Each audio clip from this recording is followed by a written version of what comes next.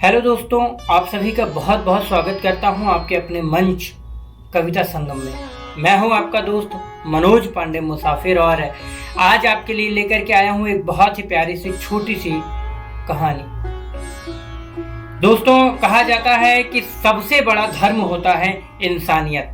यदि किसी इंसान के अंदर वह कितना भी बड़ा अपने आप में कितना भी बड़ा ज्ञानी क्यों ना हो, वक्ता क्यों ना हो, यदि उसके अंदर इंसानियत नहीं है तो वह कितना भी बड़ा वक्ता होते हुए भी पशु समान है। दोस्तों, आज मैं आप लोगों के लिए कहानी लेकर के आया हूं और इस कहानी से आपको सीख मिलेगी कि सबसे बड़ा धर्म होता है इंसानियत। तो होता यूं है कि एक बार एक नगर में बहुत बड़ी धर्म सभा लगी हुई होती है, धर्म की महासभा लगी हुई होती है और वहां पे बहुत बड़े बड़े संत महात्मा आए हुए होते हैं और हर जाति के हर जाति के संत साधु संत आए हुए थे वहां पर, जिसके चलते वहां पे बहुत बड़ी धर्म सभा लगी हुई थी और काफी लोगों की भीड़ थी। सभी लोग अपने अपने धर्म को बड़ा बताने में लगे हुए थे। कोई कह रहा था कि बहुत हमारे धर्म के कारण पृथ्वी की उत्पत्ति हुई है, कोई कहता है कि हमारे धर्म के कारण उत्पत्ति हुई है, कोई कहता है हमारे पूर्वज के आप सभी पूर्वज हैं, कोई कहता है हमारे पूर्वज के आप संतानें हैं।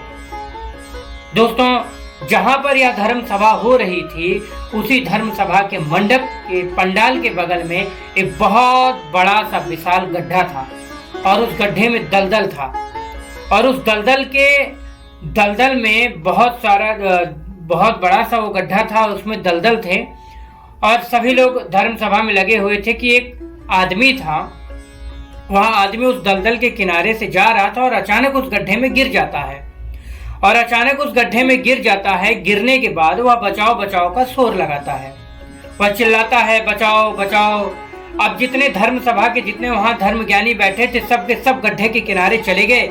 जाके देखते हैं कि वह आदमी डूबा जा रहा है, वह आदमी उसके प्राण संकट में है, लेकिन वहां पर किसी इंसान ने उसको पकड़ने के लिए, उसको बचाने के लिए हाथ नहीं बढ़ाए, बल्कि उनमें से यह कहा जाने लगा कि देखिए कि एक धर्मगुरु ने तो वहां पे यह कहा कि देखिए यही जीवन रूपी दलदल है, हम लोग इसी जीवन रूपी दलदल में फंसे पड़े हुए हैं और इसी तरह हम फंसे रहते हैं, हमें इससे बाहर निकलना होगा, हमें प्रभु बाहर निकालेंगे, हमें हमारे भगवान बाहर निकालेंगे, इसलिए हमें इस जीवन रूपी दलदल से बाहर निकलना चाहिए। वहीं दूसरे धर्म के ठेकेदार ने कहा कि अरे यह तो जीवन ही है, इसमें हर कोई फंसा पड़ा है, हर कोई। यानी कि जितने धर्म के लोग थे सभी अपने अपने धर्म की बातें बता रहे थे, लेकिन उस इंसान को बचाने के लिए कोई आगे नहीं बढ़ रहा था।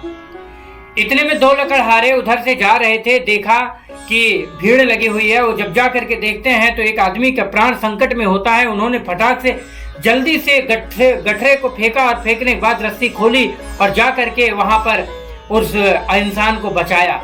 बचाने के बाद जैसे ही निकाल के बाहर खड़े होते हैं सभी धर्म के ठेकेदार उसके लिए तालियां बजाते हैं और तालियां बजाने के बाद उससे पूछने लग जाते हैं कि आप बताइए आप किस धर्म से हैं, किस पंथ से हैं, आपका जाति क्या है, आपका कास्ट क्या है, आपका नाम क्या है।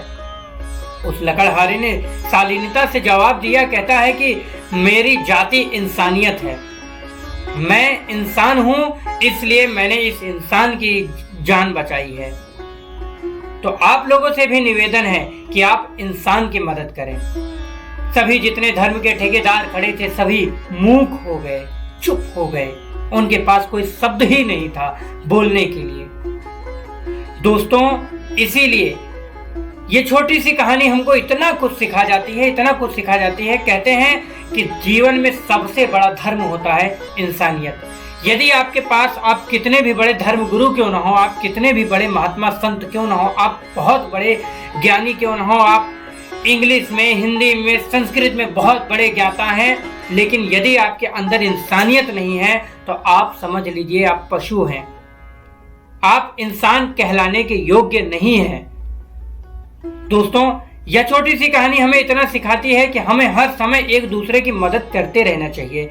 हमें जीवन में कभी भी अगर कोई हमारा किसी भी कास्ट से संबंधित हो, किसी भी जाति से संबंधित हो, यदि वह हमारे दिए हुए मेहनत से, हमारे दिए हुए कर्मों से अगर वह खुश होता है, उसको खुशियाँ मिलती हैं, उसके जीवन में एक नई खुशी आती है, तो हमें इंसान होने के नाते हमें उसकी मदद करनी चाहिए। हमें यह नहीं देखना चाहिए कि हम किस धर्म से हैं, हम किस जाति से हैं, या फिर हम किस समुदाय से हैं। दोस्तों, मैं उम्मीद करता हूँ आपको यह छोटी सी कहानी बहुत बड़ी बात सिखा गई होगी। आज के लिए बस इतना ही। मिलते हैं अगली कहानी में। तब तक के लिए राधे राधे। और आप सभी से एक बात और कहना चाहूँगा, यदि आप हमारे चैनल पर नए हैं तो हमारे चैनल को सब्सक्राइब जरूर करें और बेल आइकन जरूर दबाएं, ताकि आपको हमारी आने वाली हर नई कविता, नई कहानी और नए गीत संगीत आपको तुरंत मिल जाया करें। तो दोस्तों, अभी के लिए दीजिए हमें इजाजत और मिलते हैं आपको कल, यानी नेक्स्ट वीडियो में। तब तक के लिए